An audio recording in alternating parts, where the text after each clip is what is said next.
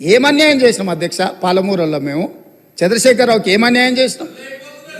ఏం చేసినాం? 2009లో కరీంనగర్ జిల్లాలో అక్కడ ఓడగొడతారని భయపడి పాలమూరు జిల్లాకు వలస వస్తే వలసలిపోయే పాలమూరు జిల్లా ప్రజలు గుండెలు పెట్టి చూసుకొని భుజాల మీద మోసి పార్లమెంటుకు పంపిస్తే పార్లమెంటుకు పోయి ఇవాళ తెలంగాణ రాష్ట్రం వచ్చినాక మొట్టమొదట